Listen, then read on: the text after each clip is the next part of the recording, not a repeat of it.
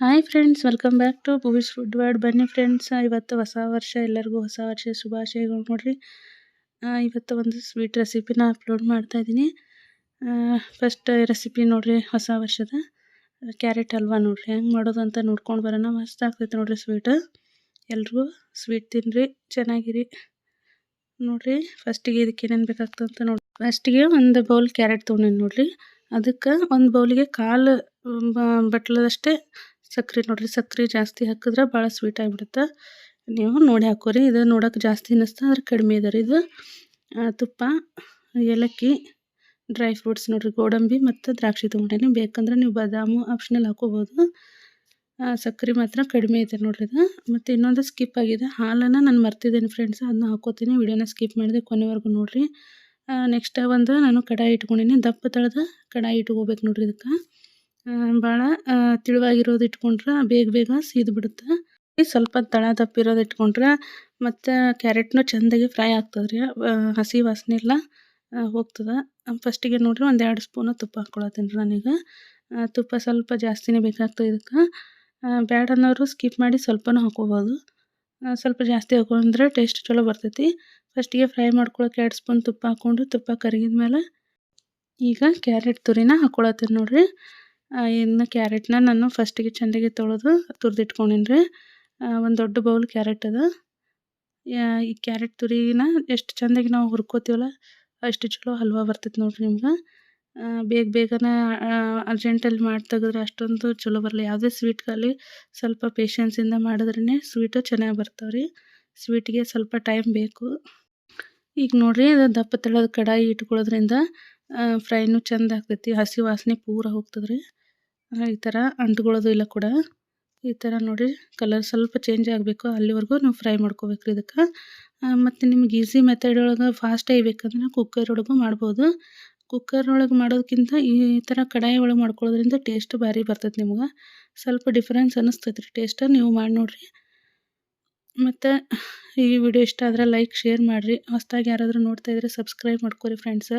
ವಿಡಿಯೋನ ಸ್ಕಿಪ್ ಮಾಡಿದೆ, ಕೊನೆವರೆಗೂ ನೋಡಿರಿ. ಮತ್ತು ಹೊಸದಾಗಿ ಯಾರಾದರೂ ನೋಡ್ತಾ ಇದ್ದರೆ ಖಂಡಿತವಾಗ್ಲೂ ಸಬ್ಸ್ಕ್ರೈಬ್ ಮಾಡ್ಕೊರಿ. ನೋಡಿರಿ, ಈಗ ಕಲರ್ ಚೇಂಜ್ ಆಯಿತು. ಈಗ ಫುಲ್ಲ ಈ ಥರ ಕಲರ್ ಚೇಂಜ್ ಆಗೋವರೆಗೂ ತುಪ್ಪ ಹಾಕ್ಕೊಂಡು ಫ್ರೈ ಮಾಡ್ಕೋಬೇಕು ನೋಡಿರಿ ಅದನ್ನ. ಈಗ ನೆಕ್ಸ್ಟ್ ನಾನು ಹಾಲು ಹಾಕ್ಕೋತೀನಿ ರೀ. ನಾನು ಸಾರಿ ಫ್ರೆಂಡ್ಸ್, ಆಗಲೇ ಹಾಲು ತೋರಿಸ್ಲಿಲ್ಲ ನಿಮ್ಗೆ, ಮರ್ತೋಗಿದೆ. ಸೈಡಲ್ಲಿ ಇಟ್ಟಿದ್ದೆ, ನೆನಪಾಗಲಿಲ್ಲ, ಅದಕ್ಕೆ ಸ್ಕಿಪ್ ಮಾಡಿದೆ. ನೋಡಿರಿ ವಿಡಿಯೋ ಅಂತ ಹೇಳಿದ್ದು. ಈಗ ನೋಡಿರಿ ಹಾಲು ಹಾಕ್ಕೊಳತ್ತೀನಿ ನೋಡಿರಿ. ನಾನೀಗ 1 ಬೌಲ್ ಹಾಲು ಹಾಕ್ಕೊಂಡಿನಿ. ಹಾಲು ಅದು ನೋಡಿ ಹಾಕ್ಕೋಬೋದು ನೀವು. ಅದೇನು ಮೆಜರ್ಮೆಂಟ್ ಕರೆಕ್ಟಾಗಿ ಬೇಕಂತೇನಿಲ್ಲ. ಸ್ವಲ್ಪ ಈ ಥರ ನೋಡಿರಿ, ಗೊತ್ತಾಗ್ತಾ ನೋಡಿದ್ರೆ ಈ ಥರ ಹಾಲು ಹಾಕ್ಕೊಂಡ್ಬಿಡೋದು. ಸ್ವಲ್ಪ ಈ ಥರ ಕಾಣಿಸೋಂಗೆ ಅದು ಬಾಯ್ಲ್ ಆಗ್ಬೇಕು ರೀ ಹಾಲಲ್ಲಿ. ಅದಕ್ಕೆ ಅಷ್ಟು ನೋಡ್ಕೊಂಡು ಹಾಲು ಹಾಕೋದು.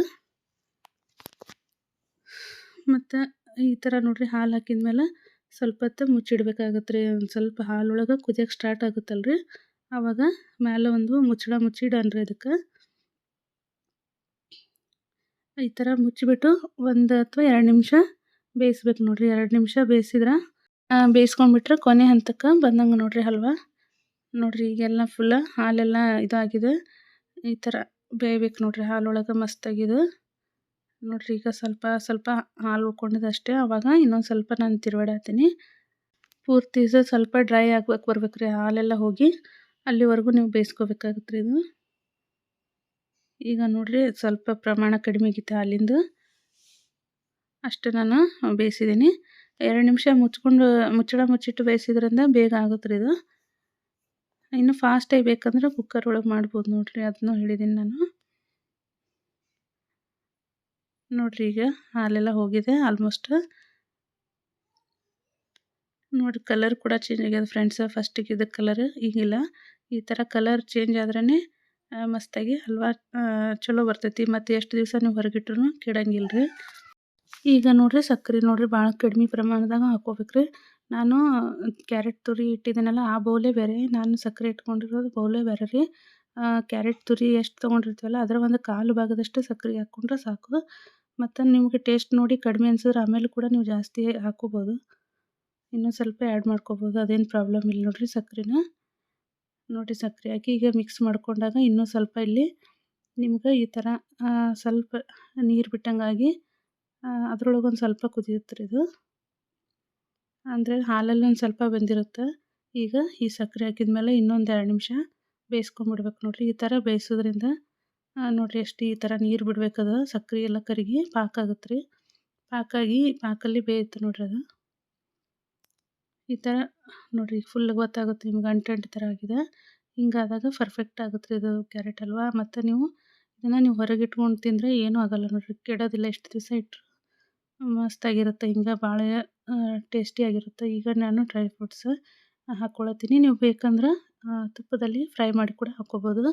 ನಾವು ಇದಕ್ಕೇ ತುಪ್ಪ ಜಾಸ್ತಿ ಹಾಕಿರ್ತೀವಿ, ಹಾಗಾಗಿ ಅದನ್ನು ಜಾಸ್ತಿ ನಾನು ಫ್ರೈ ಮಾಡೋಕ್ಕೆ ಹೋಗಲ್ಲ. ಹಿಂಗೆ ಟೇಸ್ಟ್ ಕೊಡ್ತೈತೆ ರೀ, ಹಾಗಾಗಿ ಹಾಗೆ ಹಾಕ್ಕೊಂಡಿನಿ ನಾನು.